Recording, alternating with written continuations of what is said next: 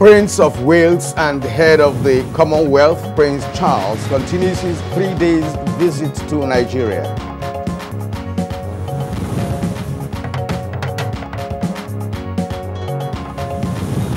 President Buhari submits to the Senate 2019-2021 medium-term expenditure framework and fiscal strategy paper.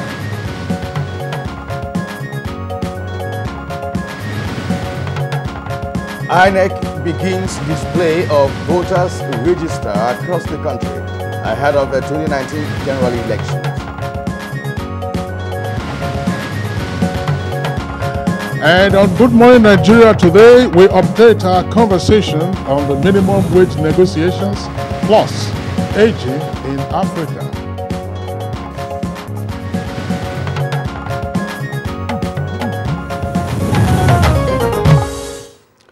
Since last year, when President Muhammadu Buhari set up the 30-member tripartite committee on new minimum wage, and the committee headed by Amal Purple swung into action immediately. Now, during the period, subcommittees were constituted and public hearings were conducted in various parts of the country to solicit the views of stakeholders on the question. Now, the tripartite committee did not resume its meeting until the organized labor went on few days strike about 2 months ago. However, the negotiations dragged on until Monday night when the various parties finally agreed on 30,000 naira as the new national minimum wage, of course, as a proposal to the National Assembly. And the figure was made known to members of the public at the submission of the committee's reports to President Buhari, and that was yesterday. And this development obviously averted a proposed nationwide strike by organized labor. But at the presentation of the report, President Muhammadu Buhari promised to put in place necessary machinery immediately towards having a new minimum wage act for implementation. What parameters were used in arriving at this figure? What mechanisms are being put in place to ensure compliance? How soon should the new national minimum wage come on stream? These are some of the tackling points as we discuss the new national minimum wage. And that is our first issue on the program for today. And our second topic is on aging in Africa. What are the challenges and how should the aged be catered for on the continent? It's on that note, of course, we'd like to welcome you to Good Morning Nigeria, reaching you on the network service of the Nigerian Television Authority. It's a live broadcast, and my name is Kingsley Osadolo. And I am Kyrian Umayo, joining my colleague to say welcome to the show for today. And as always, we shall serve you the complimentary segments of the program, which of course include newspaper review, business, sports, foreign, and entertainment news. But first, Joy Osiago is on the other side of the studio to bring us the news highlights. Good morning, Joy. Good morning, Kyrian and Kingsley, and a very good morning to you out there. Here is the early morning news. The Prince of Wales and head of the Commonwealth, Prince Charles, continues his visit to Nigeria. State House correspondent Adamu Sambo reports that the Prince, accompanied by his wife and Duchess of Cornwall, Princess Camilla, arrived at the State House to a befitting reception. The Prince of Wales was formally welcomed by President Muhammadu Buhari at the forecourt of the presidential villa and introduced to the Nigerian government officials present. The last time Prince Charles visited Nigeria was in 2006. He is expected to use the opportunity of the visit to strengthen relations between Nigeria and Britain as well as the Commonwealth. In the meantime, President Muhammadu Buhari has described as not only distressing but also depressing the atrocious ethno-religious killings in parts of the country, receiving leaders of the Church of Christ in nations cooking. The president maintains that there is no alternative to living together in peace and harmony by Nigerians and challenged them to exhibit that sense of responsibility and patriotism. Long enough to know that there's nothing they can do with each other within the country other than to live together. Because none of the parties can eliminate the other. please accept the leadership you earned in your communities by keeping charge and controlling them. Meanwhile, the presidency has submitted the 2019 to 2021 medium-term expenditure framework and fiscal strategy paper to the Senate. On the matters of urgent public importance, an alleged assassination attempt on the Deputy President of the Senate was brought under close examination. The MTEF and FSP were prepared against the background of a generally uncertain global economic environment, as well as fiscal challenges in the domestic economy. Meanwhile, the House of Representatives has, in concurrence with the Senate, approved the verment and supplementary budget of the Independent National Electoral Commission (INEC) and security agencies for the conduct of the 2019 general elections. This is after the House considered the report presented by Representatives Emeka Azobogo before the Committee of Supply. Is that we apply a quote of 20.9% across board on all those projects submitted by the executive in these 30 MDAs. The Independent National Electoral Commission (INEC) begins the display of voter register across the country as more than 300,000 ineligible voters have been cleaned up from the register. INEC Chairman Professor Mahmoud Yakubu made this known while briefing a delegation of ECOWAS pre-election fact-finding mission in Abuja. Between the 6th to the 12th of November, we'll display the register in the 120,000 polling units nationwide. And I would like to seize this opportunity to appeal to citizens to check when we display the register. The federal government has refuted media reports credited to the United States Department of Agriculture on the massive importation of rice into Nigeria, as well as the decline in local production of the commodity as false and baseless. The Minister of Information and Culture, Lai Mohammed, while briefing journalists on the issue, said the claim that Nigeria imported 3 million metric tons of rice in 2018 is untrue. The moment that story broke out, I contacted both the Central Bank, Controller General of the Customs, had meetings with the Rice Producers Association and also with the millers, and they all confirmed this story is not true. We challenge the U.S. Department of Agriculture to provide evidence. The minister said the Anchor Borrowers program is working and that Nigeria has been able to cut down on the importation of rice by 90%. We've grown rice farmers from 5 million to 11 million. Those facts are out there. We've created prosperity for rice farmers. And ask anybody from any of the states producing rice. And we have about 32 or 34 states all over Nigeria that produce rice.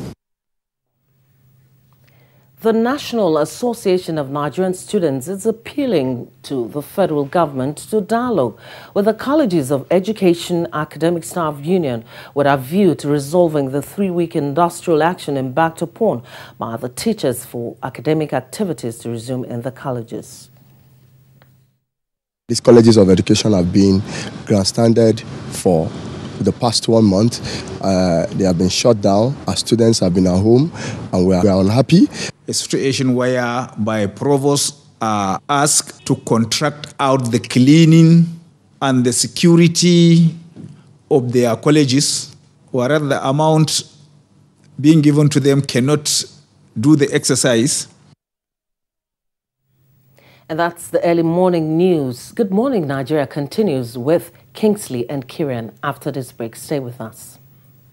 Unemployment, notably youth unemployment, features strongly in our party's manifesto.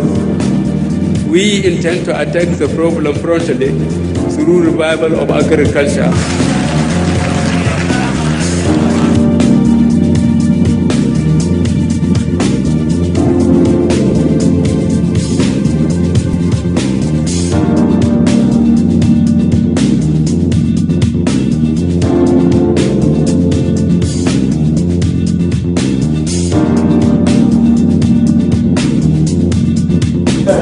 30K is going a long way.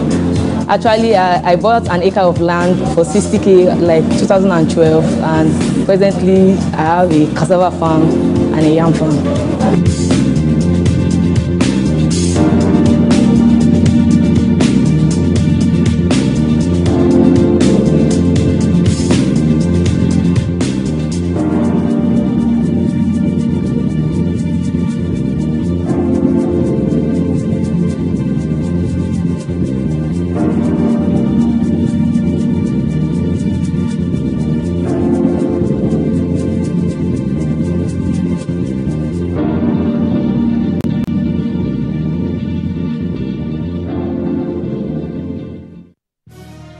Reorganized, trained, and fully equipped, we are the new improved Nigeria Police Force. We fight crime, we bust syndicates. Whatever the crime, wherever the hideout, the Nigeria Police Force will get you busted. Stop kidnapping, armed robbery, murder, pipeline vandalism, and other criminal activities. Be productive. Be security conscious. Join the police force to secure your life and property. This message is from the Nigeria Police Force Public Relations Department. You in the air-conditioned office with the itchy throat. Strepsils. Girl in the spotlight with the raspy throat. Strepsils. You in the pollution. Yes, you. Dry throat. Strepsils. Hello in the downpour with the scratchy throat. Take Strepsils. Strepsils, with its soothing medicinal ingredients, will heal the harm done to your throat from external factors. Strepsils. Strepsils. Strepsils, for a dry, itchy, raspy, scratchy throat. Your favorite Maggi star now wears a new look. Its great taste and quality still remain the same. With Maggi, every woman is a star.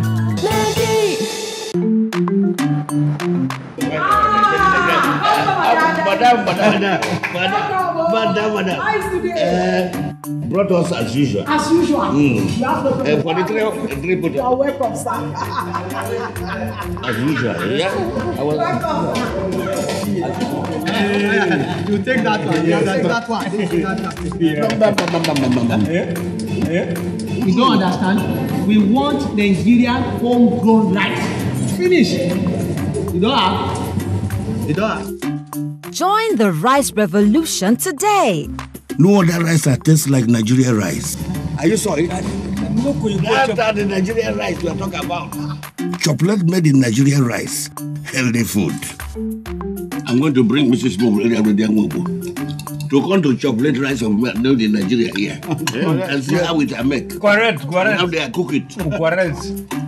Homegrown rice are good for your health. It boosts our economy and give employment to our people. This message is brought to you by the Federal Ministry of Information and Culture.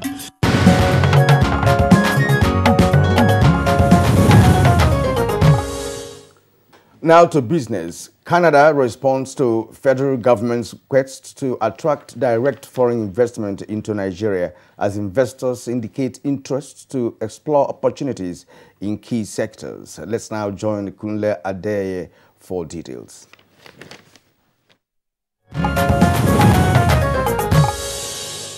At the interactive session of the Nigeria-Canada Investment Summit, experts identified the need to review and ratify Nigeria's investment and promotion agreements to enable ease of doing business for mutual benefits between the Nigerian and the Canadian business community. They highlighted key sectors for partnership to include mining, power, housing, and agriculture.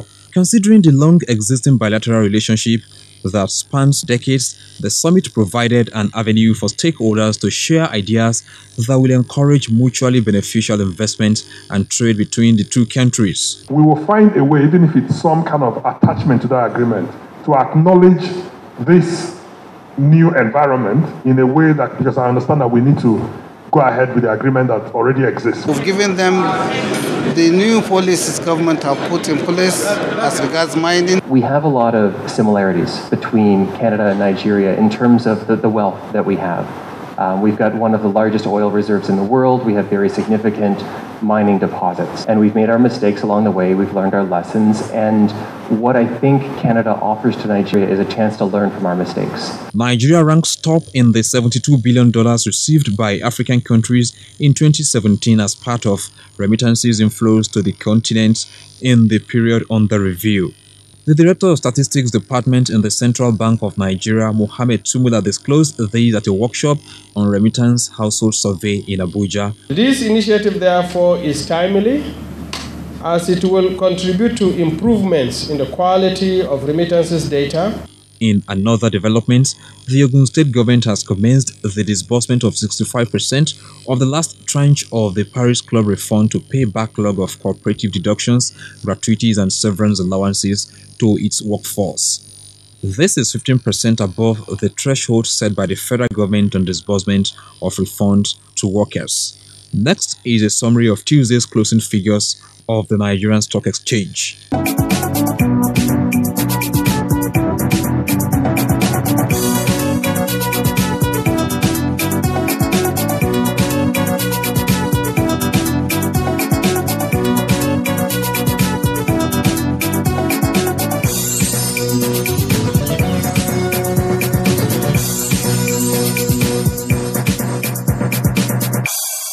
With business news, I'm Kunle Adeyeye.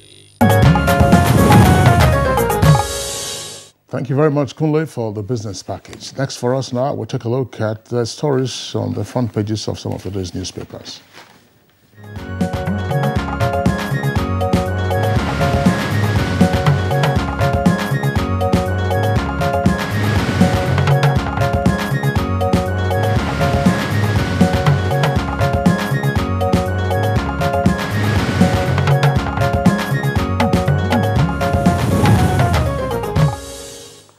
Bayo Toyebi, our newspaper reviewer, is here in the studio. Bayo, good morning and welcome. Thank you, Kirian. Good morning. Good morning, Kinsley. Good morning, Nigeria. Bayo, good to see you. Kirian, yes, we have different stories on the front pages of the papers this morning. I mean, you have stories continuing on the minimum wage, also stories on politics and threat to life and others. Let's begin with the Guardian newspaper. The Guardian, the lead story says, how I escaped assassination by Ike Ekweremadu, that's the Deputy Senate President. With a rider, it was a case of burglary investigation ongoing, say police. Now, below the nameplate of the Guardian newspaper, we have three headlines. Business mogul Sonny Odogu dies at 87. Chief Sonny Odogu, that's Ide Ahaba, passed away at the age of 87. Details on page 8. Southeast monarchs set to end Osu and other caste systems. That's on page 8. And why corruption thrives in Nigeria by NTA. Details can be found on page 4. NTA stands for the Nigeria Extractive Industries Transparency Initiative. Secondly story, right below the photographs on the front page, Labour sets 2-week target for minimum wage law. With a rider, Buhari gets committee report on workers' 30,000 naira demand. Carry on. All right, let's go over to the New Telegraph. The New Telegraph has a number of stories too. But let's go to the main headline on the New Telegraph. Buhari to Labour. Don't let politicians use you. With a rider, well, receives 30,000 naira recommendation for new minimum wage. That's on page 5. And then, President, I am depressed by killings in Nigeria. But also below the nameplate of the New Telegraph, we have Okorocha sues IGP, EFCC demands 1 billion naira damages. That's on page 6. 4 APC lawmakers defect to opposition parties on page 8. Now, evangelist, that's the kicker. I killed pastor for breaching agreement on page 36. NDIC, Skybank's resolution saved 6,000 jobs, 949 billion deposits, as on page 29 of the New Telegraph. Now, below the photograph, that's still on Ekweremadu's issue. It says, assassins are after my life, says Ekweremadu. And there are 3 riders to that story. 4 policemen arrested. Police incident was burglary. Saraki Dogara Okoa, PDP, CUPP demand investigation is on page 6. And also besides the main photograph here, we have how 15 ex-governors have failed as senators on pages 11 and 12. Let's bring him by here now. Yes, let's start with the human interest story. The Senate has directed its Committee on Police Affairs to inquire into alleged poor police response and when the home of Deputy Senate President Ike Ekweremadu was attacked. Senator Ekweremadu said his home was invaded by assailants about 4 a.m. and they got even to his room. After a struggle, one of them was caught. The DSP says it is worrying that he could not reach the Inspector General of Police, his aides, and the DIG operations. And when he put an invitation to the DPO of Apple, he reported, his second in command reported at his home at 5:30. The one that has been caught has been handed over to the police. He lamented about his safety, and the Senate directed the chairman of police committee to find out what happened. However, the first public relations officer, acting Deputy Commissioner of Police, Jim Moshu, said in the statement that the preliminary investigations has established a case of burglary and an attempt by 2 men. One of the men, Mohammed Yusuf, who hails from Kaura Namoda, was arrested, while the other accomplice, one Ali, is wanted by the police. The police is saying so far ongoing investigation revealed that it wasn't an assassination attempt, but a case of burglary. The royalty at Asaba is mourning the passing on of Ide Ahaba Chief Sonny Odogu. That palace is mourning. So it has lost 2 of his prominent sons. Chief Sonny Odogu, Okogu, also the Asagba of Asaba, also died late last month. No. Asagba is the paramount ruler, is the king of Asaba, and that's the Asaba. Yes. Yes. He also holds the title. I think it's not Ahaba.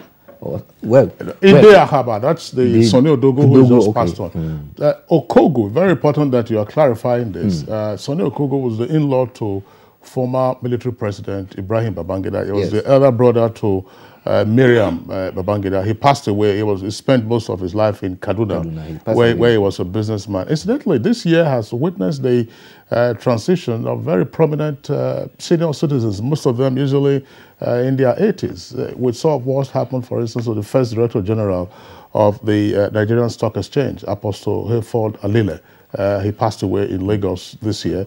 We also saw the former secretary to the government of, well, that's then SMG, that was used to be called then, military government, and also head of service, that's Alison Aida. He also passed away this year. And these are to Nigerians, you know, I mean, man must die, we say, and when he comes, you know, and it's even good enough that they last up to 80 years. Well, but their souls rest in peace. He was 87. That's, although he was an insurance, he started out his business as an insurance person, and then his businesses, of course, grew substantially into other areas, including hospitality, where his mark was noticed in Asaba area. And not many people know that Chief Sonny Okogu started his career in television. He was a staff of the radio television Kaduna.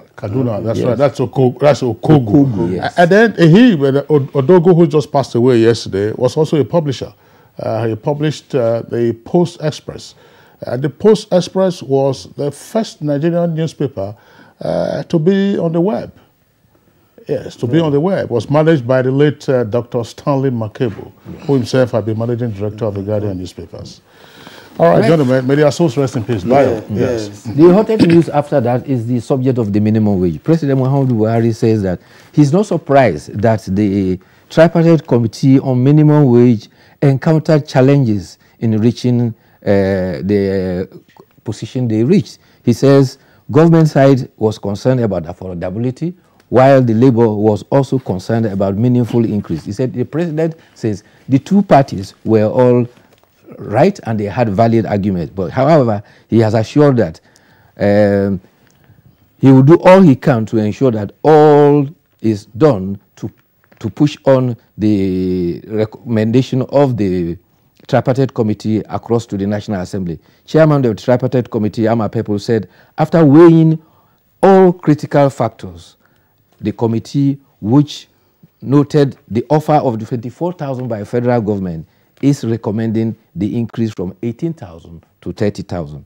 The committee also produced a draft amendment bill for the national minimum wage to be considered by the National Assembly. The President says, our plan is to transmit an executive bill to National Assembly for passage within the shortest possible time. And he added, I am fully committed to having a new minimum wage within a very near future. He recognized the hard work that had been put into it, and he said the position reached is a notable achievement. So tempers have cooled down, and now a lot of work needs to be done. It is expected that probably maybe today Federal Executive Council will have to consider that. Soon after that, all the processes before an executive bill will have to be presented to the National Assembly.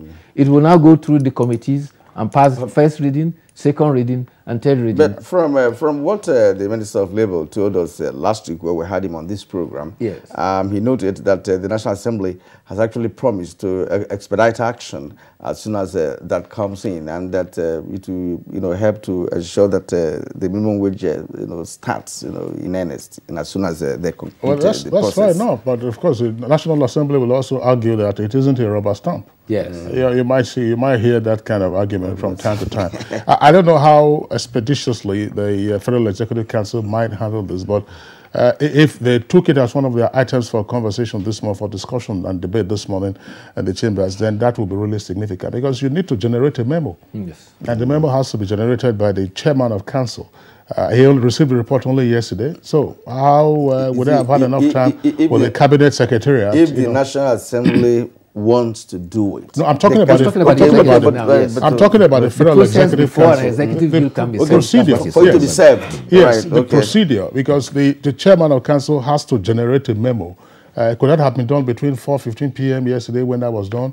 And then, of course, the cabinet secretariat, they would have circulated their memos anyway before today's meeting. That's what I'm trying to So next week, perhaps they might take care of that, unless you have an extraordinary meeting for that purpose. Some of these bureaucratic delays, or in some occasions... There are processes and procedures. But the timing is what I'm after. It could be done in a short period of time. Executive Council meets every Wednesday. Some people leave something on their desk for 2-3 days before they even act on it. That's what I'm saying. Under Nigerian normal circumstances, the way we operate. But if we say, look, this thing has to go within 1 month, they can dispense of. We're talking about the good thing is that the president has assured that expeditious action will be taken. Precisely. That's what I'm saying. But you see, the reason I was saying that was that Bayo said today. I will just say that probably since the Federal Executive Council is, and if they did it, he has actually talking about the process. Okay, now let's go to the Daily Sun newspapers. Newspaper for this morning. A Daily Sun main headline: 2019 polls under threat, says INEC, with the 2 riders. Conflicting court orders can derail elections, says the commission. 465,200 PVCs unclaimed in Delta and Taraba. And, of course, besides the nameplate of Daily Sun, federal government to engage U.S. National Guard to tackle herdsmen's attacks and kidnapping. With 2 riders, I am distressed by killings, says the President Buhari. NAF kills scores of insurgents in Brunei.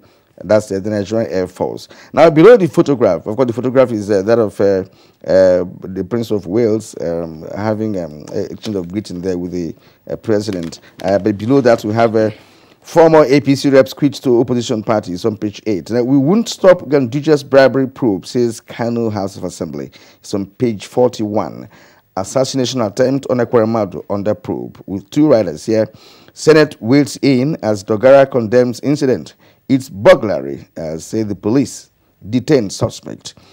New minimum wage, President forwards 30,000 naira bill to National Assembly. Is on page 6. All right, let's take a look at the Punch newspaper. Punch newspaper above the nameplate. Power distributors owe NBET, that's the bulk electricity trader, 159 billion naira in 5 months. Details can be found on page 31. Southwest governors divided over bid to remove Oshiomhole, page 12. We can't meet ASU's demands for now, Minister.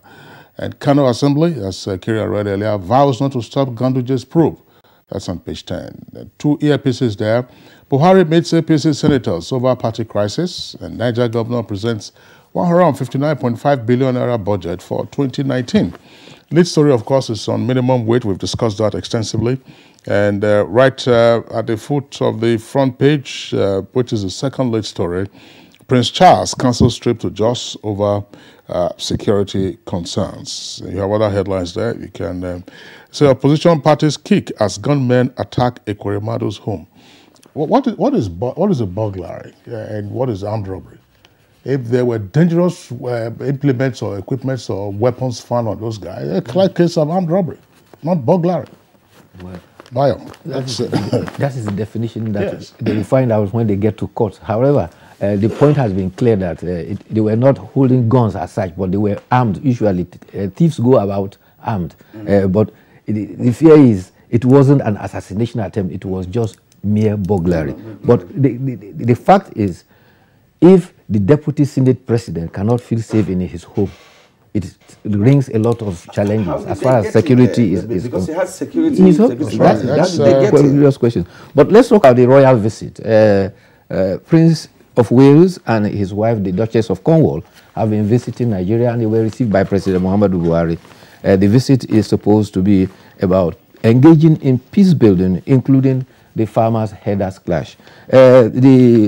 The prince also held meeting with monarchs across the country yesterday at the residence of the High Commissioner, and issues that were discussed included issues on security, development, and issue of girl-child education, as well as human trafficking. The Emir of Kano also hinted that climate change, immigration, demographic explosion control, and consequences were also discussed. However, the Oba of Benin, Obeware II, also asked the Prince of Wales to support the return of the ancient Benin artifact that was taken away as far back as 1897. The Prince will also visit other West African countries. There's the report that Kingsley read earlier on about the Kano State House of Assembly. The State Assembly has clarified that there is no court order stopping them from proving the alleged 5 million bribe video issue that is before it. He said that the court order asks a maintenance of status quo. The Assembly says that they as lawmakers will respect and obey any court order, but as it stands now, the court did not give a specific order to stop them. Therefore, they are continuing with their inquiry as is ongoing. The other story is the alarm raised by the INEC Commissioner for Voter Education, Festus Okoye, and he says that the INEC is worried because courts of the same jurisdiction are giving conflicting ex parte orders, and political parties too should also contend with solving their internal problems rather than going to court and seeking conflicting orders. He cited an example. He said in one state, there are 3 different orders on the same issue to INEC, and says that if caution is not taken, they will be confused in INEC that is prime for a February 2019 elections. Now, sorry, let me take us back to the issue of the artifacts, the Benin. It's very interesting, that the Oba of Benin, brought that up in that conversation yesterday, because as a student of history, Benin, they had the best of it in Africa, in terms of artifacts, in terms of some cultural exhibitions. And we wonder why over 18-something ago, they were removed from Nigeria and have not been returned up to now. So I think he's making a very important point there. Yes, currently you cannot take an artifact out of the country without express permission. In fact, it is a crime. And so there are strict regulations by the National Commissions of Museum and Monuments regarding that. However, the issue of the Benin artifact came up even in 1977 before Africast. It was required as an emblem for Festac. And when it was requested, only a replica was produced. It was not released. So that has been a long-standing challenge. And an artifact belongs to a society from where it originated, and it ought to be returned, not done in the museum in the United Kingdom. Well, that's right. The Lady Idia mask, which is the emblem for Festac, excuse me, 1977, is right there at the London Museum. It's within one of the basement floors where it is in a high security. It's wired. The last time I was in that environment, that was about 10 years ago. It was still there. It was obvious. But curiously, there was a major conference that was held some years ago. That's a little over 10 years as well now, where there was a letter that was issued by curators on whether or not artifacts that were looted from their places of origin should be returned. There are a number of locations around the world, including Egypt, where invaders have taken away some of these pieces of cultures and so on and so forth. And the consensus on that occasion, very provocative one, some person said, was that no, that they should be left in the museums where they are, because, and so on and so forth. And it's very significant that Obaewa II has also used the occasion of the visit of Prince Charles to raise this very significant point, following the British invasion of the Benin Empire in 1897. It wasn't only that, they actually burnt down the palace, the Oba's palace, in the course of that invasion. And it also led to the abduction of Obaewa, who eventually passed away in 1914 in Calabar.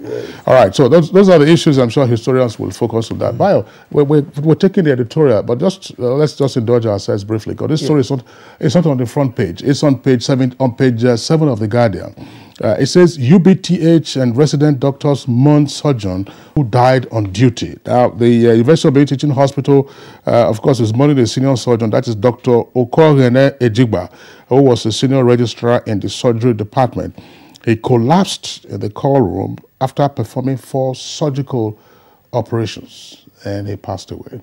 Yes, I think was he exhausted or something? Or he had an internal element or something? 4 operations. That at the stretch, without break, the stretch. That's quite the university authority has appointed a committee to inquire into the circumstances of that unfortunate. Because I was going to ask, is it professionally correct, for one to undertake such a surgery 4 at a stretch without break, no assistance, as the case may be? I mean, it's all right. Those are the things they will have to inquire into. Why that kind of workload for a surgeon? May so rest in peace. Let's take our editorial. It's coming from The Guardian. It's at page 16. We can solve our tax problems locally. Now, the editorial begins. A report the other day that the federal government has resorted to requesting the IMF and the group of 24 countries for assistance in identifying assets of Nigerians overseas, as well as international oil companies doing business in the country for proper inventory for the purpose of effective taxation is curious and unnecessary. Well, the editorial is looking at it from 2 perspectives. You say, yes, while it's logical that Nigeria could seek assistance from IMF and the G24 countries for assets that are abroad, there's no basis for Nigeria to seek assistance from these external bodies regarding international oil companies operating in Nigeria who have said to have defaulted in their task. And what they are saying is that Nigeria requires this task internally here to supplement its revenue for development. Therefore, it should avail itself the quantum of expertise that is available at the universities, and they should imbibe a culture of using the universities to solve domestic problems, and they should be able to provide proper solutions for these tax problems regarding the international oil companies operating in Nigeria. Bayo, thank you very much. Rather than outsourcing such challenges to international bodies, of course, that will result in capital flight. Yes, inner directed. All right. Bayo, thank you very much for being with us. We'll see you again tomorrow. Okay, it's Good Morning Nigeria on the network service of the Nigerian Television Authority. We'll take a short break now. Hate speech is not a joke. It incites genocide and crimes against humanity. Most of Africa's civil wars are caused by hate speech from one tribe against another. We don't want it here.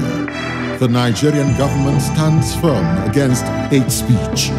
Under no conditions whatsoever should we tolerate or excuse or justify hate speech or hateful conduct of any kind, especially where such is illegal. There is no doubt that the resurgent push for separatism, as well as the rising cases of ethnic and religious disharmony, are all traceable to the growing phenomenon of hate speech. One nation bound in freedom.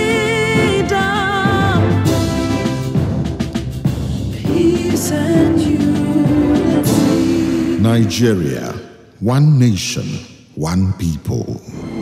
This is a public service announcement brought to you by NTA. Fake news which is shared for malicious purposes is a danger to our peace and security in Nigeria. Misinformation as fake news is a serious threat to our hard-earned democracy and promotes hatred and misunderstanding between our communities. We are all responsible for stopping the spread of fake news in its tracks. So, always check the source and credibility of any news item. Say no to fake news. This message is brought to you by the Federal Ministry of Information.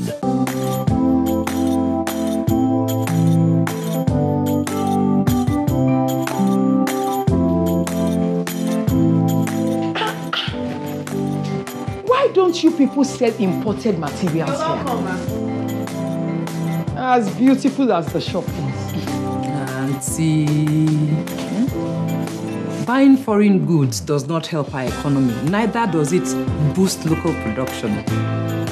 And the good thing is Nigerian-made products are high quality. Really? And to make Nigeria great again, that is why I only sell made in Nigeria products. Because change begins with me. I'm convinced. Change begins with me too.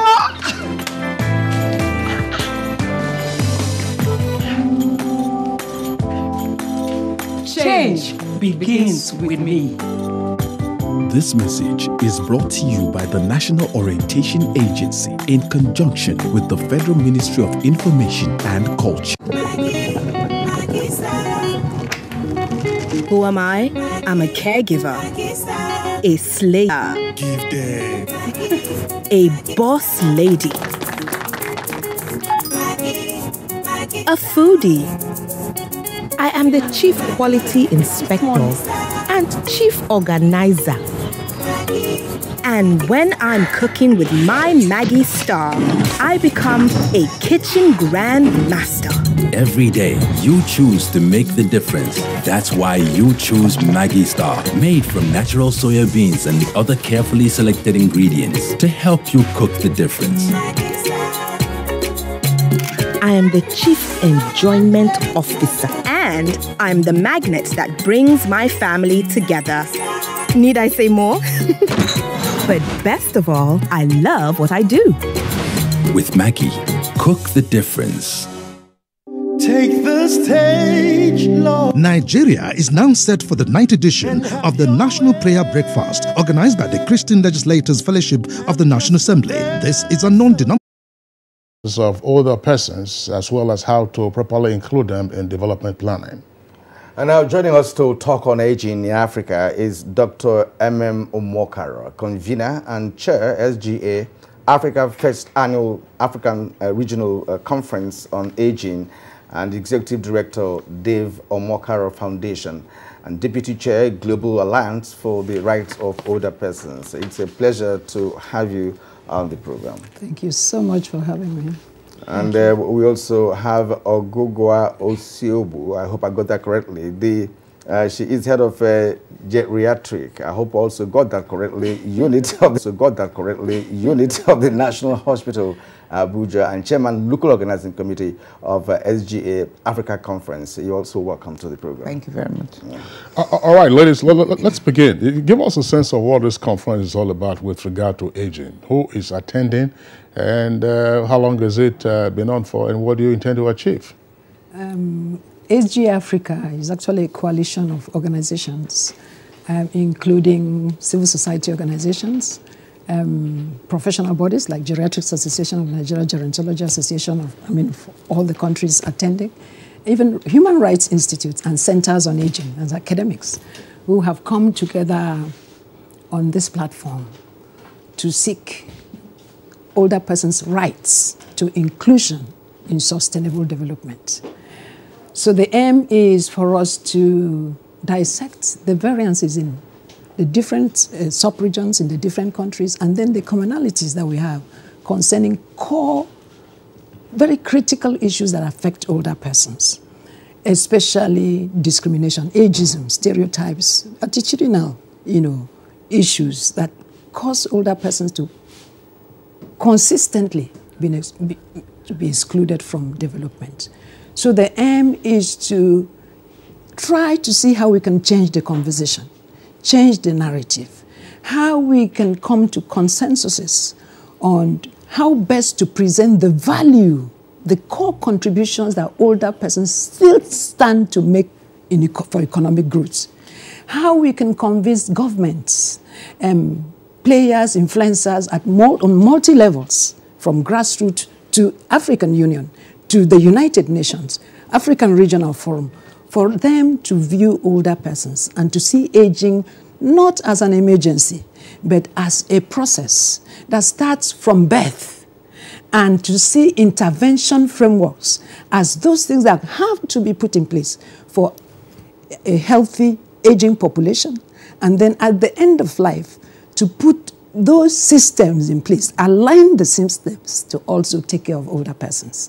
So we are here to see how we can come together and influence inclusion of older persons in development across the region and within nations, and engage with AU, because if you really look at the priority list of most of these regional bodies, even government, you will hardly see aging and older persons. So we want to change, to tweak that priority list and to make them know that older persons, they are not homogeneous. You have healthy, very vigorous older persons that still seek to contribute. And then you have older persons that are vulnerable, that need social protection and, Dr. Makaro, you've been in this for a while now, and what I cherish most is your consistency and, ready for action all the time. Now, I was there at the conference yesterday when you commented, so I'd like you now to talk on the issue of responses that you've gotten from the invitees, especially the lady representing the UN, that came all the way from New York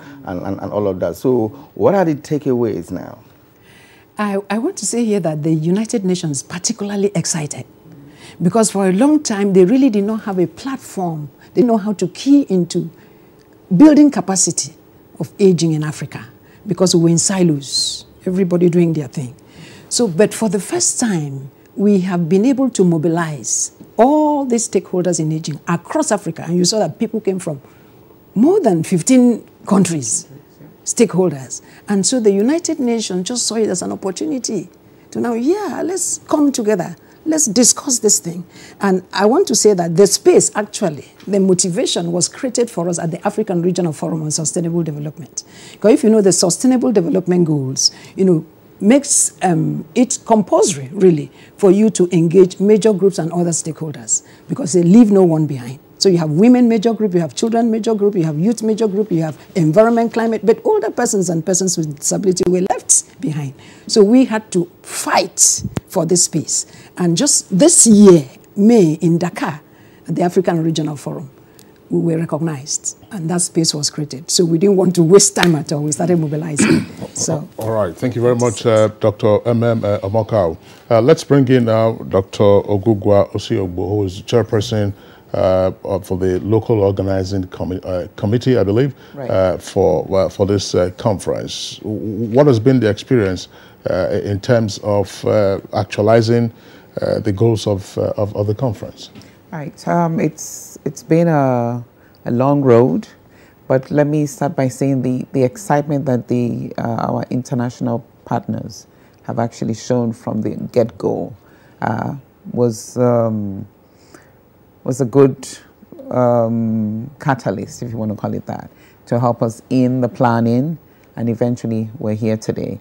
We're really excited that we got so many countries interested to be here, and the participants have shown tremendous excitement at what we've been able to offer. And that really encourages us that this was something worthwhile to have done. It's been a lot of work planning and getting to execute it to the standard that we have so far. So yes, it's been an exciting time, and I'm particularly grateful to have had the opportunity to have been, such an integral part of this. The Geriatric Association of Nigeria that I belong to as treasurer is also excited to have been a collaborating NGO with the Dave Omokaro Foundation. on this project. Now, yesterday I also saw people who came from different strata of government. I saw people from the ministries of social development or what have you, and similar ones from different parts of the country. I also saw university dons, in the place, which means that you actually spread your tentacles so well. And the conversion yesterday on Abuja as day one, or day two for that function. What are the narratives coming from these different people from different, strata of national life? What are the constraints they presented? Because during the plenary, I'm sure some vital issues were raised at different plenaries and what have you. So let us share in what came up. Right, that's very interesting. So a lot of those ministries and departments and agencies are realizing that they have such huge roles to play in the field of aging. Aging is multi-sectorial. It cuts across housing, environment, labor, finance. They all now realize there's a need for everyone to come together, play their individual roles, so that at the end of the day, we have a space for older adults to actually live longer, healthier lives and continue to have the opportunity to interact with society and not be left out of the space of interaction. Some of the plenaries that we held yesterday, we looked at the cultural and socio-economical determinants of health and how those affect policy making and programs. And of course, issues of poverty in the old adults, especially the women, widowed women, who are left to fend for themselves. Some of those cultural practices of the widowed woman being seen as the one who might have contributed to the death of her husband and being mistreated. So you're old, you're not earning, you're widowed, you're trying to mourn, but the society doesn't even give you the space to continue to do all of that. Economic issues, older women now are having to take care of their children and grandchildren. So they self-neglect. So they're not even thinking about their issues. So we talk about ageism from the concept of the younger adults not looking at the older people as being worthwhile or being relevant. But even the older adults themselves are self-neglecting. I find people in my hospital who would say, oh, no, don't waste all this money on me. I need money to feed my children, and my children also don't have enough to take care of their own children.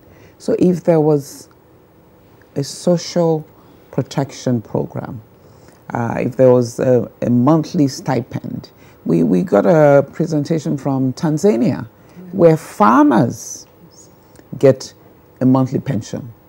Farmers, they are in the informal sector. Yet our own retirees in the formal sector are still grappling with, receiving their pension. We got someone there who presented 15 months down the line from being retired. He hasn't received his pension. So there's a lot we need to do to reform and upgrade our pension system so that older adults who have served the country really don't feel that they've been neglected, don't feel that they've been used, and they suddenly have no value in the society. All right, thank you very much. Dr. Emma Amoka, what are the other pertinent geriatric issues that are emerging from these conversations? I should have gone to her. She's the geriatrician. That's aging. Yes. Yeah, the pertinent one that we looked at was how do we, when I say we now, across the African region, each country, how a time has come where you must align your health systems to the needs of elderly people. And then you must provide long-term care options. So we looked at the healthcare systems in the African countries, and we saw that there was no integration. And then we also talked about the fact that Africa cannot neglect community care, community health care, because frankly, we have traditional values that if we can tap into, we can translate that and integrate that into the secondary health system and the tertiary health system, because family is very critical, family is very core. And then we looked at unpaid care services, because families take care and it takes a toll, because some of them they lose their jobs. It affects even productivity in the ministry when you have an elderly mother to take care of. You try to juggle your time between running to the house and seeing whether she's okay and juggle, and it affects everything. And then it also has gender undertones, cross-cutting issues where you leave that girl child who should be in school, because that nobody is there except that girl child to take care of that grandmother who has long-term care issues. So we looked at how we can really sit as a government and look at our health systems and see how we can take up primary, specifically primary, has to be integrated with family care. How we can have home health services, visitations. I mean, on a team, even if it's once a week, you go to that rural area.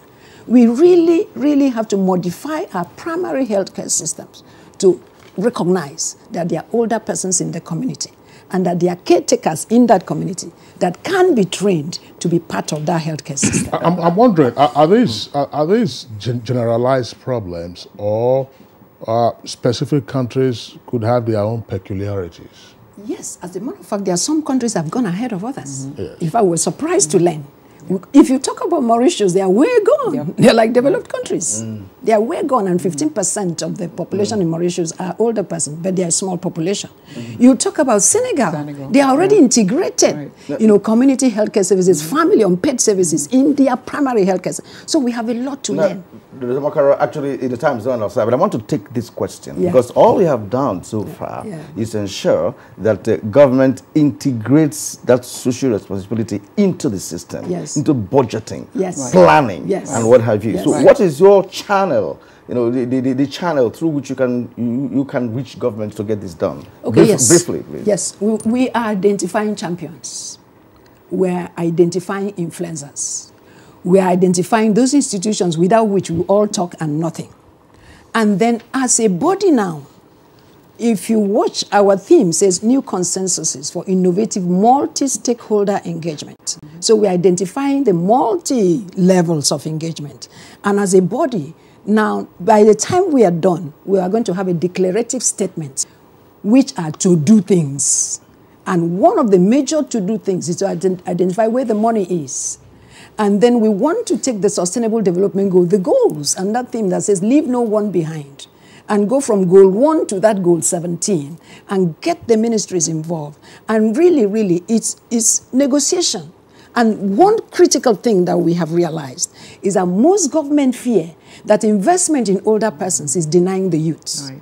So we are looking at coming with a model, a framework that will integrate policies towards the youth, the elderly, and the children. So that nobody takes and you think it's a win-win situation. These are pertinent issues that you have raised. If Nigeria's population is now 198 million, and with increase in life expectancy, you will expect to deal with an aging population years ahead. So how do you plan for those persons? Exactly. Yes. Well, unfortunately, we don't have enough time to drill further into the issues that have come up. I'd like to thank Dr. Ogugwa Osi-Ogbu, Head of Geriatric Unit at the National Hospital here in Abuja, and Chair of the Local Organizing Committee of the Conference on Aging, taking place also in Abuja. Thanks a lot for being with us on the program this morning. Thank you so much.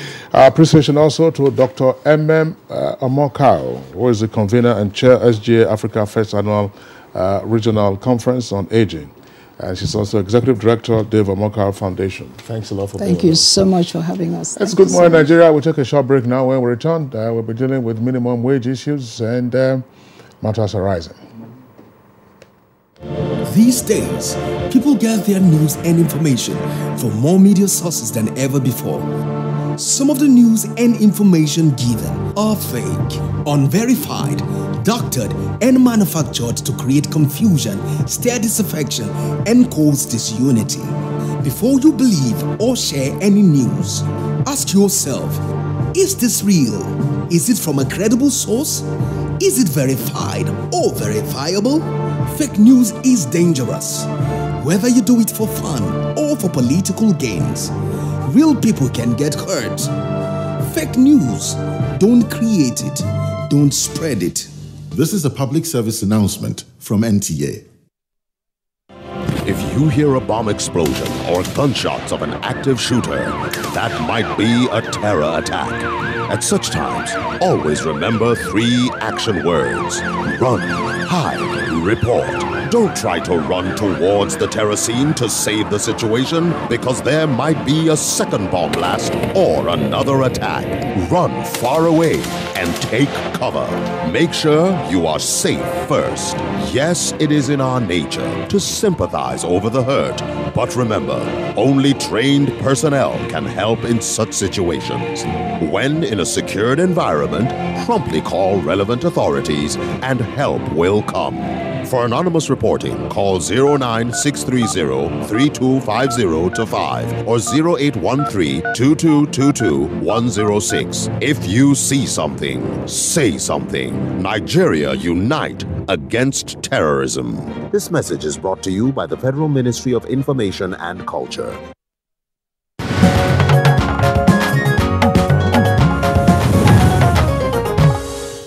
And to kickstart our discussion on the minimum wage, let's take this report by Adamu Sambo.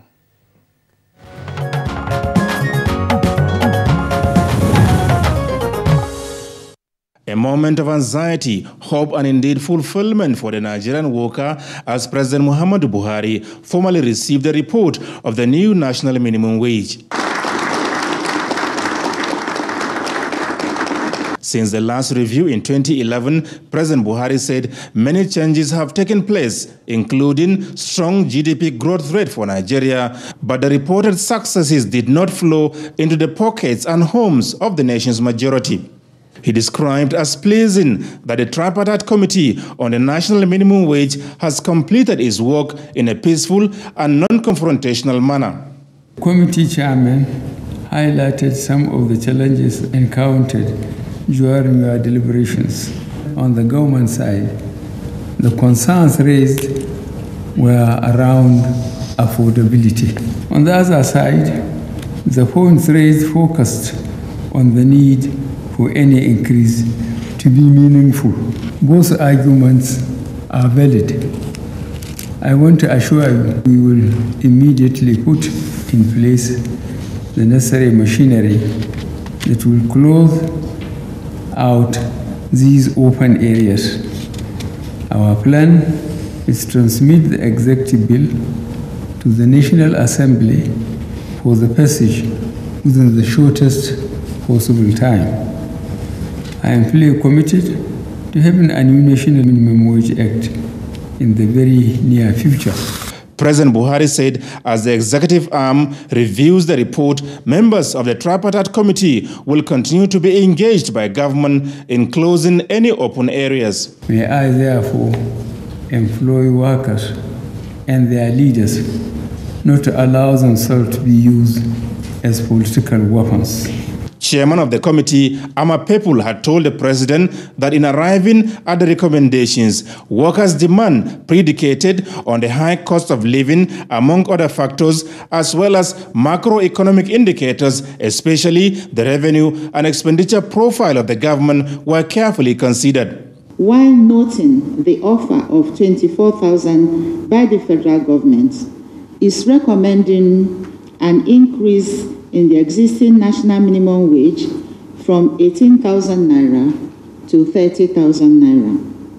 We believe that the implementation of the recommended minimum wage will no doubt boost the purchasing power of workers, increase consumption expenditure, and ultimately stimulate business and overall economic growth. Already, the tripartite committee has provided a draft National Minimum Wage Bill 2018 for consideration by the federal government.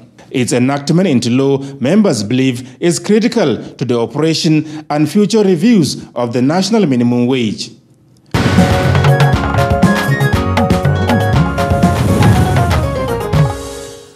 Thank you very much, Adamu Sambo, our State House correspondent, for that background report, of course, which now sets the stage for a conversation we're having with us in the studios.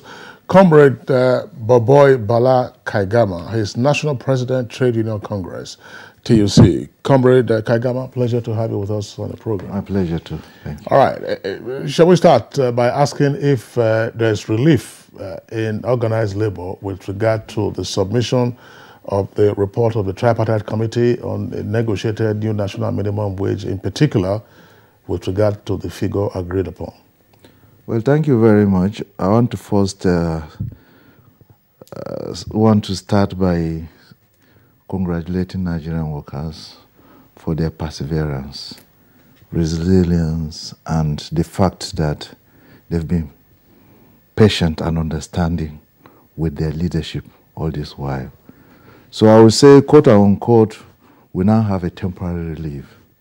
They say it's not yet Uhuru, not until Mr. President signs the National Minimum Wage Act into law. That is when we say, yes, it's time for celebration. But for now, we say there's still lots to be done. Well, a lot to be done, if I understand you. Has to do with the process that has to be followed before it germinates. Is that what you mean? Yeah. Okay. Now, since we have been informed that we are expecting to have the representative of the Minister of Labour on this program. We are expecting that perhaps in the course of this conversation, he'll be joining us. But, well, let's go back a little bit, on how it all happened. It took over a year to get to the point where we are now. How has it been for you? What was your experience in terms of negotiations after negotiations, agreements and disagreements, and what have you? Well, thank you very much.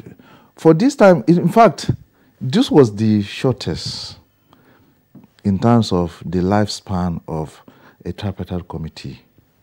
The one of 2011 took about 2 years, more than 1 year. This is precisely, do I say, yeah, exactly, not up to a year. But you see, our target was between 6 and 7 months. Despite our work plan, our roadmap for a successful processes, we had certain challenges. But by and large, we followed religiously, and most of the things were done harmoniously and with some kind of understanding. Followed our scientific ways of doing things.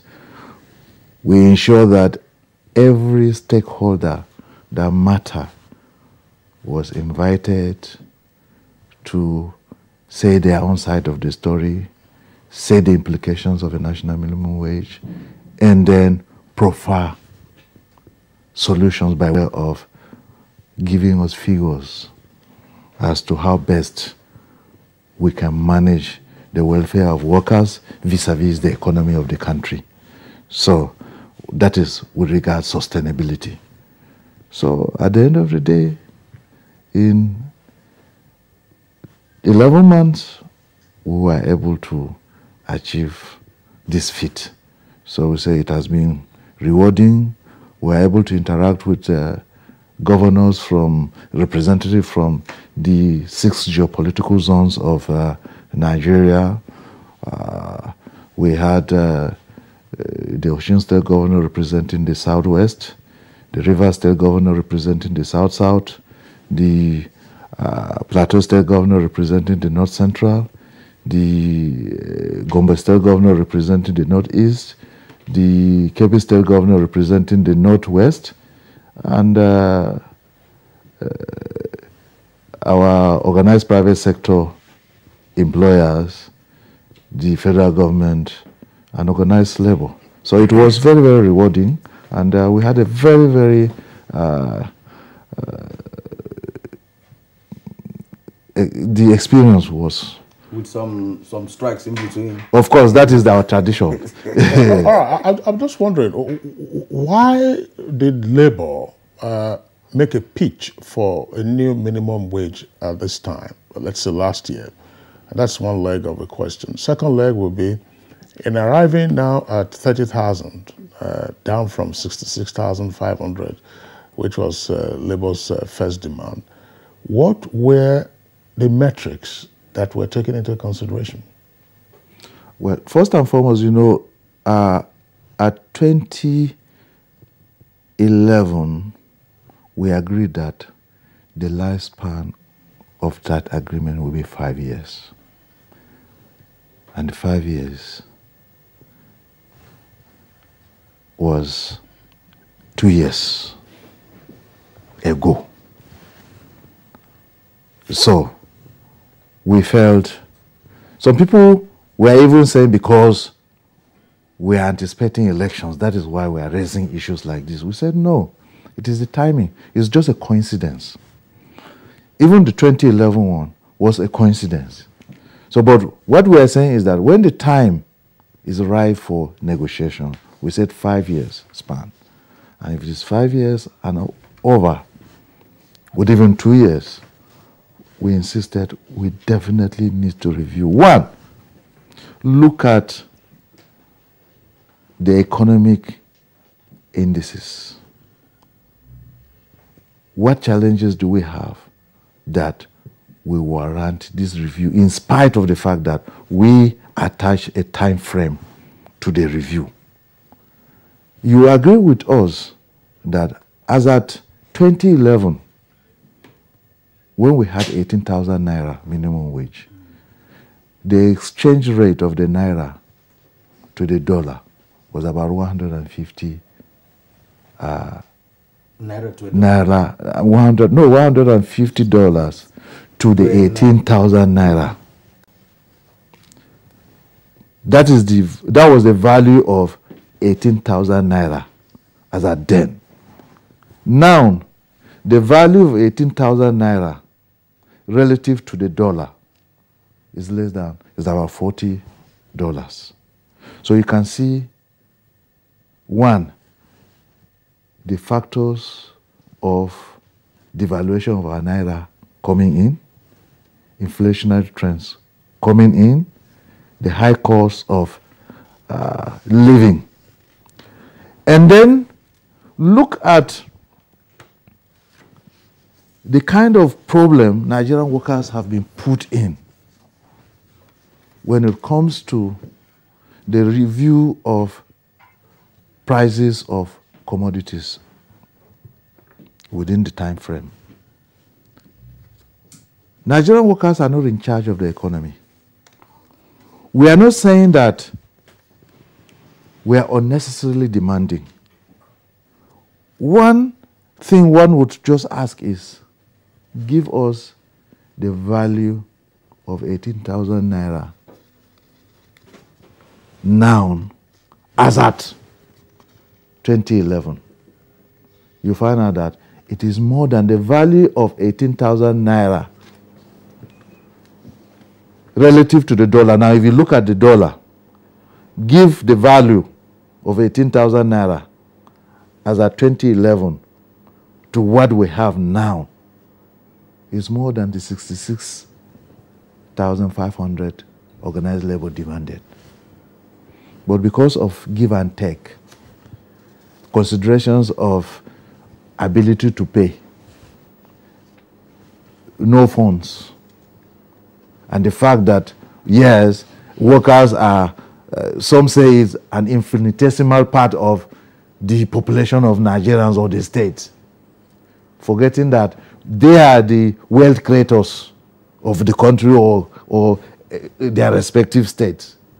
We say, okay, give and take. State government made their own offers. Organized private sector made their offers. The federal government made their offer. Organized labor, like I said, we presented ours on the table. Everything was put in a basket.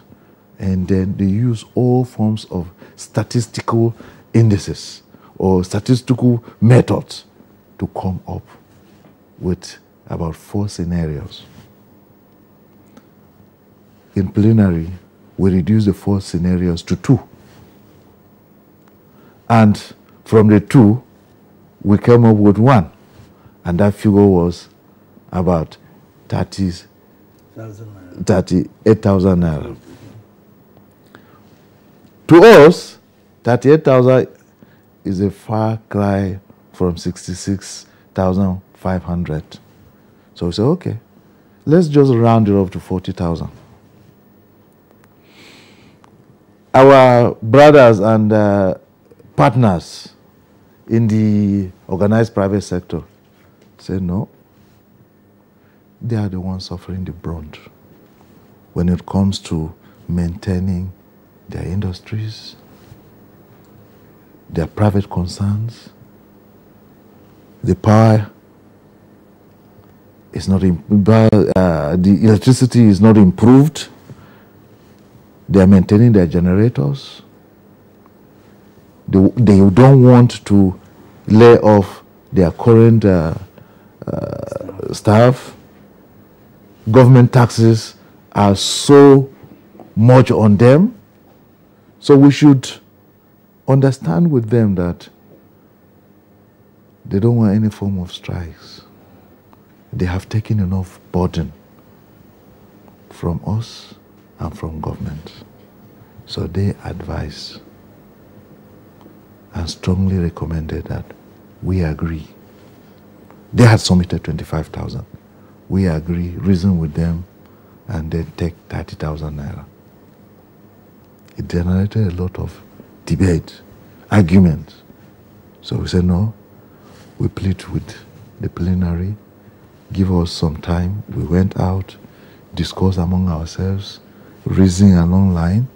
Then we came back from our recess and then reported that we have, in the best interest of the country. Now you raised one point that I'd like you to talk more on, and that's the ability to pay. Yeah. Yes, understandably, some governors said, look, whatever is agreed, we're going to pay. We also know that some of these governors also are still owing the 18,000 naira minimum wage. Are still owing, and that has lasted for a long time. It's because of 2-3 years. In fact, I can, from all indications, right? There's no year in the last 5 years that governors did not owe their workers. When we're still operating 18,000 naira. Now we're moved to 30,000 naira. Well, believably, it's going to be approved after all said and done. But now, ability to pay comes in. How would Labour address this? Because when it comes, of course, it's going to be another phase of this narrative. To us, 30,000 naira is doable. Reasons being that those governors who are not able to pay the 18,000 naira, it's not that they didn't have the funds. You remember in 2011, they were only warehousing their money for politics. Used the whole money they had pumped into 2011 politics, elections, forgetting that you have some other sectors of your state to cater for. Besides that, if you look at the trend of expenditure being incurred by some states, it's very, very disappointing. We're talking about good governance, but you have certain governors having bills of chartered aircrafts running into billions. You have cases of them not bothered about their internally generated revenue. Even when they generate, it is for the boys. So, they are not bothered about, like the federal government is doing now, about the TSA, single traditional account. If truly we want accountability, we want to be trusted, we want to really show the state's citizens that we have this philosophy, principles of good governance. We should imbibe what the federal government is doing. Single treasury account, come out and fight corruption, replicate what the federal government is doing by fighting corruption at the state level headlong. But these issues are not there. So we strongly believe that as per whether they can sustain or have the ability to pay, they do have. They only don't have the political will to pay. The money is there. You can look at the interventions that the federal government has given them. The Paris Club refund, the budget support, the bailout. Most of them didn't channel the resources or the funds in the area of sorting out the areas of salaries, pension, and gratuity. So how do we take them as serious-minded people that when they give their own reasons, we abide by? How would you respond, Comrade Kaigama, to the comments by some observers that indeed it is the issues that you have just raised now, particularly at the subnational level, that organized labor and indeed other interest groups should attack? If you're talking about lack of prudence, state governments or governors or officials hiring or chartering aircraft, that's not necessarily corruption. It is just lack of prudence. I mean, if they say that you hire an aircraft for a 1-hour flight for 1 million naira, and you are hiring say, $1 million or 1.5 million, and the state government official, does that frequently round the clock, why is labor not attacking those issues? Why is labor not out on the streets to say, look, find ways of getting your TSA, find ways of course, blocking the leakages in the system, improving your IGR, so that the question of ability to pay or even willingness to pay will be minimized to a great extent? Well, you agree with me that severally we have come out to protest this issue of corruption at the state level. We have had demonstrations on good governance, the fight against corruption, and we have a strong alliance or working relationship with ICPC and EFCC. But you see, we have a level to which we will go, except if we are going to shut down the states. Otherwise, we expect the state assemblies to also collaborate with us, like the ICPC, the EFCC are doing with us. If we do it that way, we will checkmate the excesses of some of the state governors. For somebody to tell me that chartering aircraft, there is no charter that is less than 3 million, there is no corruption, I will not accept. You have fleets of cars, bulletproof cars, that you're using your state funds to buy. What are those cars for? Do you necessarily... Okay, what about the commercial aeroplanes? Are we not supposed to use them like any other, except for the fact that we are having in developing countries, particularly like Nigeria, do you have to go in a chartered plane where you know that we have our regular flights going on? Yeah, it's just a matter of classification. That's not corruption. It has to do with lack of prudence or prodigality. Look, instead of going by road, instead of saying, I want to fly, it's better for me to fly and burn 3 million naira. If that is the official charge, you pay for it. That's not corruption. But it is lack of prudence. Why are those issues not being tackled? You mentioned State Houses of Assembly. And we know the experience, just like local governments. State Houses of Assembly and local governments are in the pockets of most governors. So? Well, if you say it's not corruption, just like I don't want to cite a case of where somebody says stealing is not corruption. No. I'm not saying, but you say, don't quote me.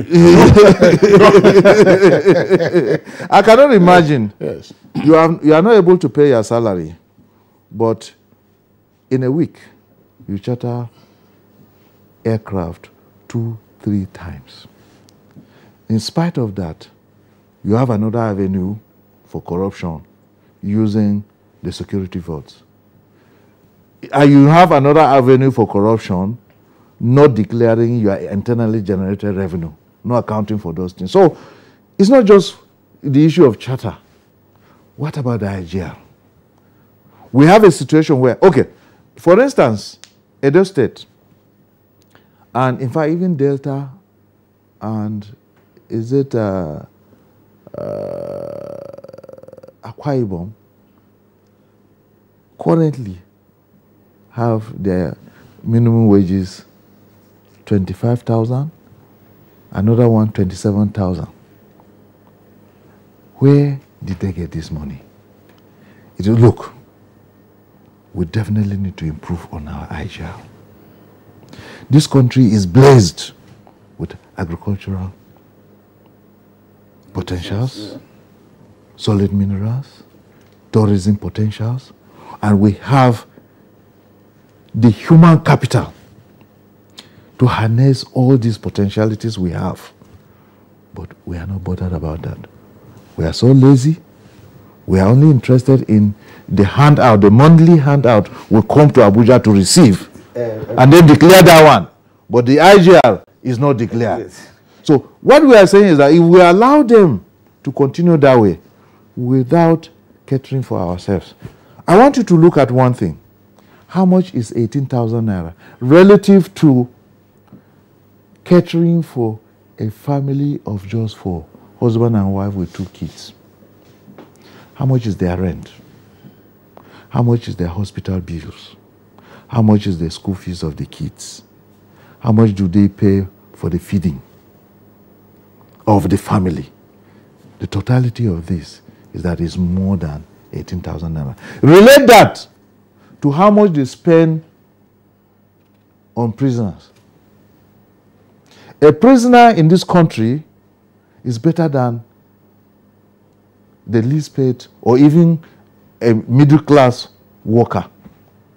They spend, as at the time we were doing our permutation, they spend about, I don't want to quote the Minister of Interior, but I want to say that as at about 3-4 years ago, they spent 300 naira per meal on a prisoner.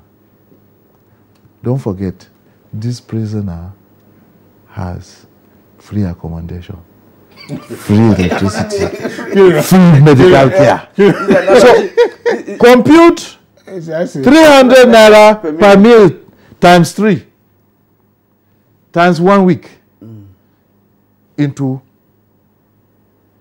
4 weeks of the month. So why are we complaining about prison congestion? I mean, see if that place is a livable environment. In fact, there are any more than the fact that you want to. Have you tried the experience? Let's not go to that. I want to take you on one issue that you also raised by yourself. Yes. But I want to let our viewers know that we are here with Comrade Boboy Balakegama, National President of Trade Union Congress TUC. So you shouldn't be surprised the fire coming out from him. Now, with respect to what the Labour has discovered about the behavioral pattern of some governors in carrying out their administrative responsibilities in various states. Now, I heard shutting down a state from you. Now, is it not necessary, to pursue that cause, the cause of shutting down a state, that you have investigated and discovered that lack of prudence or corruption, as you called it, is responsible for the inability of that state to pay workers? Because I remember those days when sometimes we heard that there's a strike in a particular state, not in all the states of the federation, because of what is local, in the area. Now, that has not happened in this country for a while now. What we know is a collective one, usually called by NLC and what have you. And if you give support to state NLCs to do what, shut down a state when such things are discovered, why is it not continuing? Why are many states owing and Labour is not reacting? Well, you see, what we are trying to do now is to get a benchmark, a national benchmark, that is the national minimum wage. We'll get to that level. After we have secured this, then we'll get to the implementation stage, where every state will answer their father's name. We will get to that level. What we want to do now is get the national benchmark, which also involves not only the public sector workers, but the private sector. Then we get down to that level. When we get to that level, what you are saying will be done. We've done that in the past before, but we want to identify the state governor that will tell us he or she will not be able to pay. Then we attack them at that level. We keep telling them that, go and tell your workers in your state that you will not pay or that you don't have the resources. Put your income on the table, your expenditure on the table, and let's discuss. That cannot be done because they know the obvious. And we don't want to cite. There are certain cases we have intervened at the state level. My brother, if you look at the expenditure pattern, you will weep for that state. Why don't you want to cite it? Since you are saying that it is important to interrogate the apparent recklessness or alleged recklessness. We'll do it at that level when we have secured this. This benchmark. But are you aware that some governors never even paid up to 18,000 naira a month? No, there's no state that does not pay 18,000 naira. The only problem we have is the relativity payment. You know, like I said, the 18,000 naira or the 30,000 naira is just a benchmark. When it comes to the consequential increases, is where we have another level of negotiation. So it's that level that you have the disparity between one state and the other. But I want to draw our attention to one fact, that there is hypocrisy in the system. Going by what the national income, or no, the fiscal, what do you call that commission? Fiscal commission. The national, this commission that distributes funds to the states. The fiscal, yes, mobilization and fiscal commission. The salaries of councillor up to governor of Lagos State is the same with the salaries of councillor up to governor in Yobe State.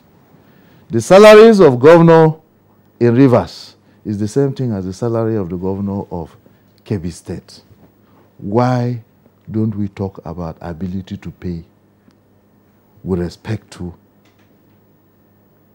this political office holder's salary? But when it comes to poor workers, the defenseless masses, people who, like our adage says, you will slap and insist that the person you've slapped or beaten should not cry. So if truly we are in an economy, we are in a system where there is equity and justice, the salaries of the political office holders should also be predicated on the income of such states. I was going to ask you that. So if there is no that disparity, we see no reason why there should be disparity when it comes to the workers' pay, because they are the ones who generate this income. They say a laborer is entitled to his wages. I'm wondering, Comrade Kaigama, there are a number of issues, still to address with regard to the minimum wage. Now, ability to pay, that's to say the implementation. Once the Minimum Wage Act comes out, of course, it becomes a law. But we have seen the national experience has been such that the law has been observed more in the breach. And that's why the question is pertinent. In 2011, one of the issues that came up after they had a new national minimum wage was where to source the money from. And that was one of the reasons why, if you recall, there was the increase in the pump price of petrol at the beginning of 2012. So where is the money going to come from? When you look at the consequential effect of implementing the national minimum wage across board, where will the money come from? You talked about the states and what the challenges that they will face or the issues that they need to address more prudently. But elsewhere, where will the money come from, particularly when you have competing demands for capital expenditure? Well, okay, we will also conversely say, those who are paying, where did they get the money? We have states that are paying, that are not owing. Where did they get the money? We keep saying that, look, if truly you have this prudence, declare your internally generated revenue. We are willing to assist you. Let's be open to ourselves. Because you don't have higher stakes than we do, people who are generating these funds. So let's be accountable. We know the money, the funds are there. They are only just being mismanaged. If the funds are not there and you come clean, put it on the table. See, this is what we earn. How do we go about it? We'll provide solutions to you because we are eminently qualified. We have the requisite qualification when it comes to finance, budget, engineering, agriculture, everywhere we have. So we'll give you input as to how to go about it. But in a situation where you want the budget of the state to be approved in the government house, the expenditure of the state to be done in government house, it's not going to be working that way. We, before now, know that the ministries, like we have in the federal level, at the federal level, they are given the leverages. Do it, go through the procurement processes, go through due processes, declare the income and your expenditures openly. We will relate well. Well, Comrade Kaigamas, thanks a lot. I mean, you're talking about eternal vigilance. We do hope that the instrumentalities will be there, particularly also the cooptation of civil society organizations to help with this purpose. But let's clarify one point for the benefit of our viewers. When you have a new national minimum wage, as indeed we have one which is currently in existence, who is obliged to pay the minimum wage? Well, at the state level is the state government. At the federal level is the federal government. Private level, the private sector do theirs. But what we are saying is that this is the national benchmark below which you can go. No, what would be your staff strength for you to be under compulsion to pay the minimum wage? That's the basis of my question. The existing one is 50 workers and above. Yes. But now we want to remove this threshold because your housemate, your cleaner, except for the agricultural workers who are seasonal, they demand a living wage.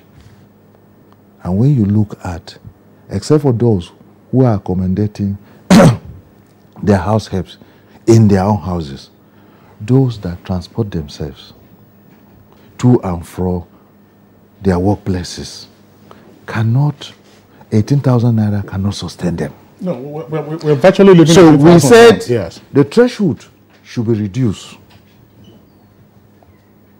There shouldn't be any form of threshold. Minimum wage, even if you have one worker. But we're giving the Federal Ministry of Labor as an enforcement ministry to have the leverage for exemption of those who have special cases.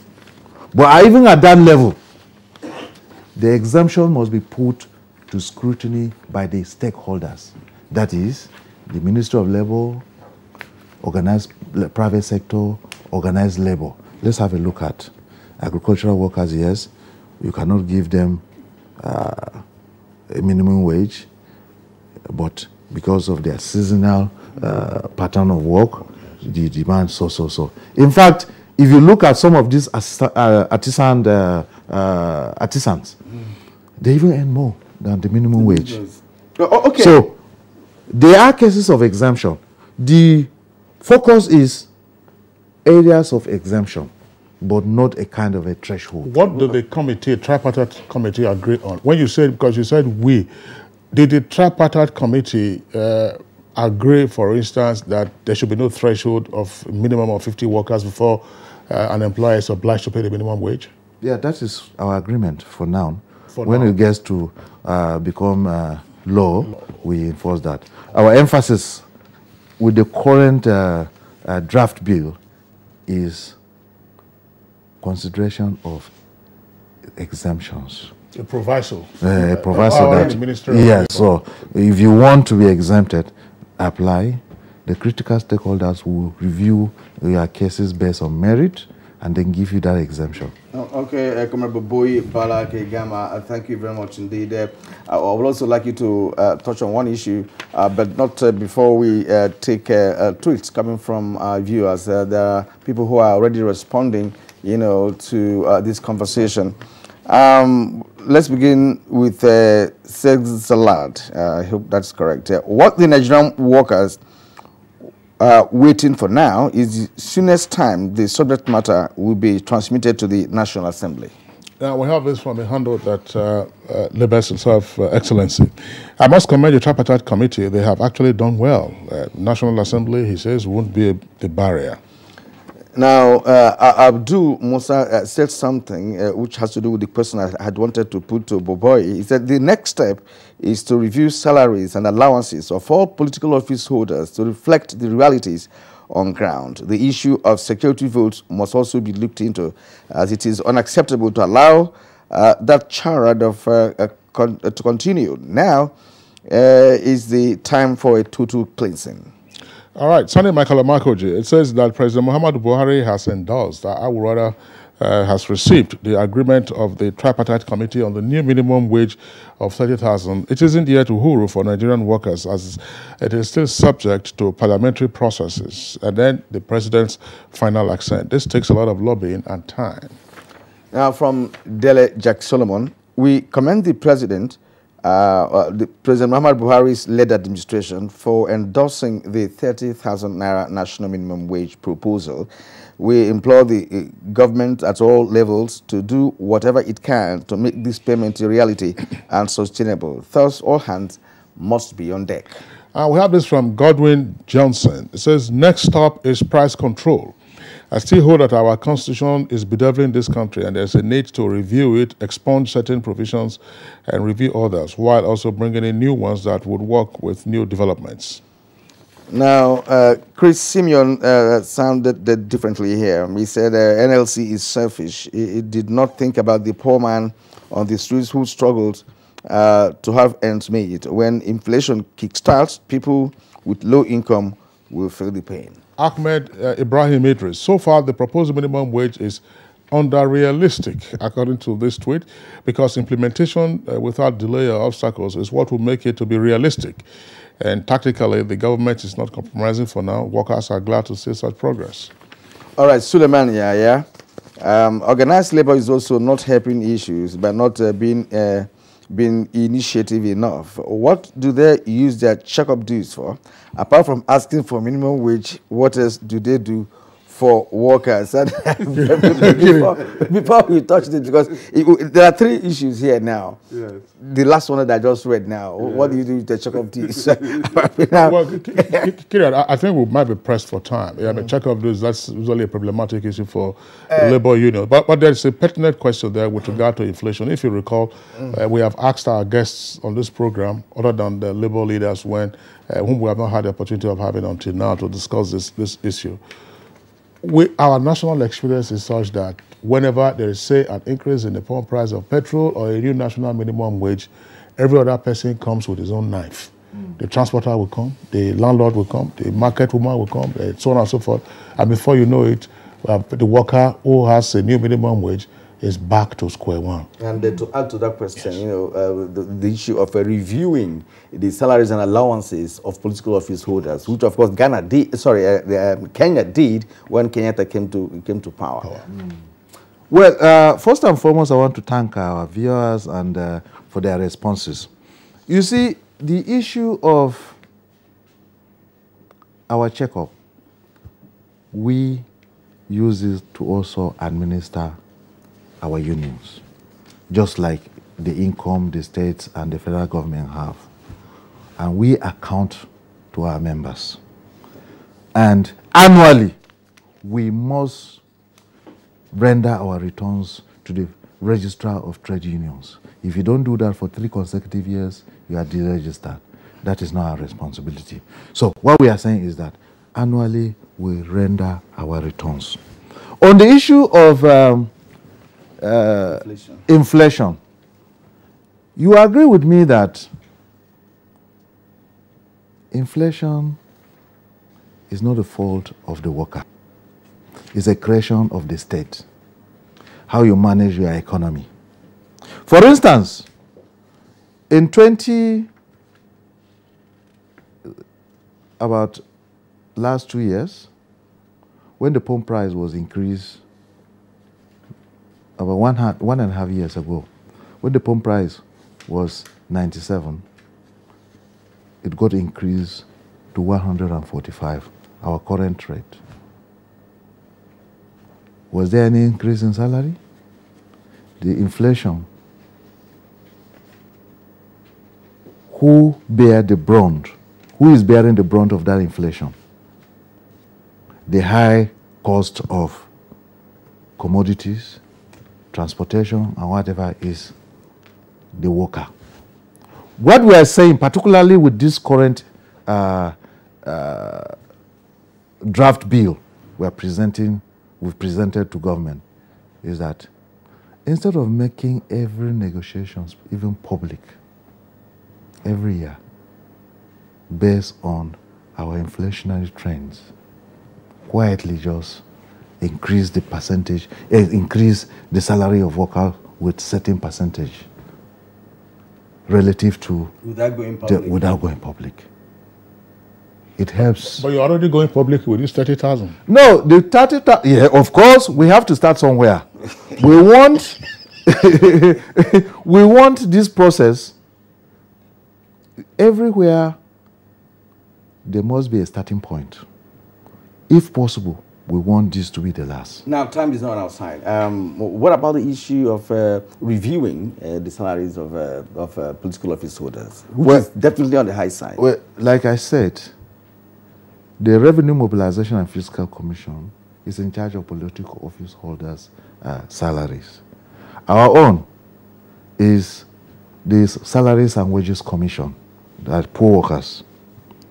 Before 1999, there wasn't classification with these two institutions. So it's not under the purview of labor to actually, it's not under So we call on government. The percentage of increase of political office holders' salary is by far more than the percentage of increase of so the NSC cannot fight this cause. That's what I want to understand. You can't fight this cause in the name of the, in the name of the nation, because we have said that over and over. I have told you we have protested to the National Assembly. You can't, something that you don't have control over. Ours is protest, strike. That is the highest we can go. Except if you want us. You hear that's the language that the Nigerians yeah, that is the last resort. Comrade Kaigaba, again, this was a topic that we discussed on the program yesterday. Incidentally, it was a topic that we discussed with our guests. The background to the current pay for political office holders was under the Obasanjo administration. And the rationale for that was to say, hey, listen, if you pay them well, then you might reduce or minimize the propensity for illegal access to the public till. That was the argument at the time. That's one. But still, with regard to, do you have the question of intra and inter-service pay disparity? Is that a matter that will engage labor? Because you find those who are in the line ministries earn far less than those who are in the super agencies. Yeah. So when you're talking about this disparity, in fact, they are even more in number than those who are political office holders. The mistake the Ambassador administration made was, okay, it couldn't place a cap on the number of political office holders to engage. You just set the salary scale and then no cap. That's why I've seen some state governors employing 1,000 essays to be doing God knows what. So how is Labour going to address the issue of intra-service pay disparity? Thank you very much. We have a memo presented to the National Joint Council. Particularly, this is for public servants. And unfortunately, why we had to present that memo is because we have over 40 different salary structures in the public sector of Nigeria now. Before now, we used to have, in the olden days, good olden days, we had only one salary structure where the basic salaries are the same. Then we have, based on the sectors, we have differentials in terms of allowances, duty, call duty allowances, peculiar allowances given to the various sectors. But the basic salary for all is the same. Okay. Because you go to the same university. Are you seeking a return to that? Yes. But that's very complex. I was privileged to be here when we took up an issue that had similar to what we're talking about this morning, what I've just talked about. It's very complex when we have over 40 salary structures in a particular in one economy. It's not healthy. It's clear distortion. Yes, it's not healthy at all. And at this point, we'd like to appreciate you for holding on, because we expected to have some other guests who couldn't make it, but of course we didn't lose anything based on the man that we have on set. Comrade Boboyi Bala Kegama, National President, Trade Union Congress TUC. Thank you very much indeed for coming. I'm sure you're happy now. The war is over for now. No, it's no. Okay. All right. Thank you very much indeed. And now let's move on to sports now.